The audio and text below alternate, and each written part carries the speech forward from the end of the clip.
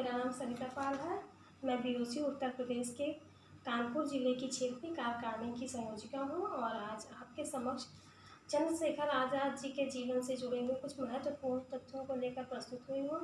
जैसा कि हम सभी जानते हैं कि आज ही के दिन दिनांक 23 जुलाई सन 1906 में चंद्रशेखर आज़ाद जी का जन्म मध्य प्रदेश के हावड़ा ज़िले में हुआ था और ये मूल रूप से उत्तर प्रदेश के उन्नाव ज़िले के निवासी थे, किंतु वहाँ पर अकाल पड़ने की वजह से इनके माता पिता को मध्य प्रदेश में जाकर रहना पड़ा, जो आदिवासी बाहुल्य क्षेत्र था।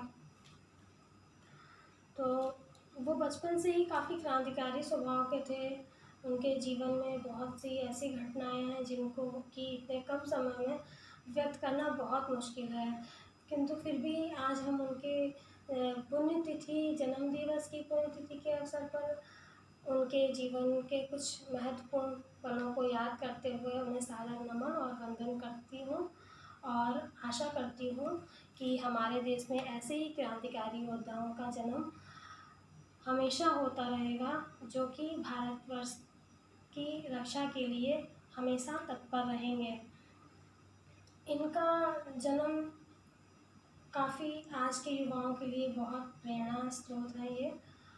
इन्होंने मात्र 15 वर्ष की आयु में जेल जाकर अंग्रेज़ों से टक्कर ली। जब अंग्रेज़ों ने इनसे पूछा कि आपका नाम क्या है, तो इन्होंने जवाब दिया आज़ाद। जब इन्होंने इनके पिता का नाम पूछा तो इनका जवाब था स्वतंत्रता, और जब इनके घर के पता पूछा गया तो इन्होंने जवाब दिया कि जेल। ये सुनकर वहाँ मौजूद उनके जो क्रांतिकारी साथी थे उन्हें तो बहुत गौरव महसूस हुआ, किंतु अंग्रेज़ों को ये बात बिल्कुल अच्छी नहीं लगी। उन्होंने तुरंत इस क्रांतिकारी को, जो मात्र 15 वर्ष की आयु के थे, उन्हें 15 कोड़ों की सज़ा सुनाई, केवल इसलिए क्योंकि उनका देश प्रेम उन्हें बिल्कुल भी अच्छा नहीं लगा। तो जैसे कि उन्हें सज़ा सुना दी गई थी, उन्हें 15 कोड़े पड़ रहे थे। उस वक्त जैसे ही कोड़े पढ़ते तो उनके मुंह से तुरंत निकलता भारत माता की जय। तो ये चीज़ हमारे दिलों को आज भी हिला कर रख देती है कि इस मासूम बच्चे को इतनी कठोर सज़ा कैसे दे सकता है, आखिर इनका कसूर क्या था? देश प्रेम, ये चीज़ तो काफ़ी युवाओं के लिए उस समय भी और आज भी हम सब के लिए प्रेरणा स्रोत है। इन्होंने महात्मा गांधी के साथ मिलकर असहयोग आंदोलन में अपनी महत्वपूर्ण भूमिका निभाई और उनके साथ काफ़ी आंदोलनों में शामिल हुए।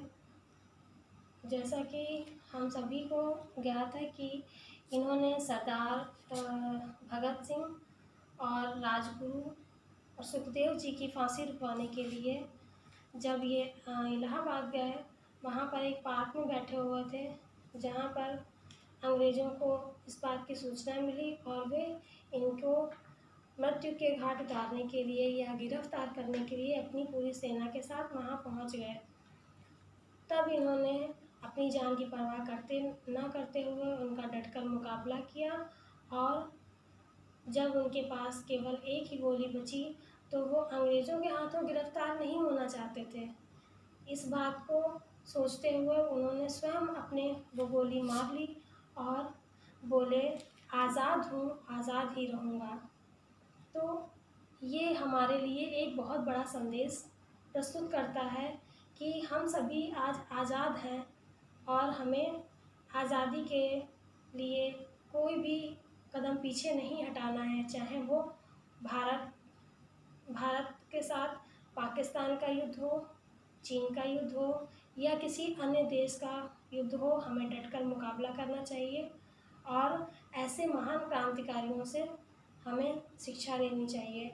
इसी बात को लेकर हम आज प्रस्तुत हुए हैं कि जैसा कि आज हमारे देश में काफ़ी संकट के बादल घिरे रहते हैं, तो हम सभी युवाओं को एकजुट होकर अपने देश के लिए लड़ना है, आगे बढ़ना है, और जितने भी क्रांतिकारी हुए हैं हमारे देश में, उन सबको हमारा सादर नमन वंदन और हम सभी आपका आभार व्यक्त करते हैं कि आज यदि आप नहीं होते, आपने हमारे लिए अंग्रेज़ों से लड़ाई नहीं की होती, तो आज शायद हम अभी भी गुलामी की ज़ंजीरों में जकड़े होते। तो इसी बात के साथ हम आपको फिर से नमन एवं वंदन करते हैं। जय हिंद, जय एनसीसी, जय बीओसी, भारत माता की जय।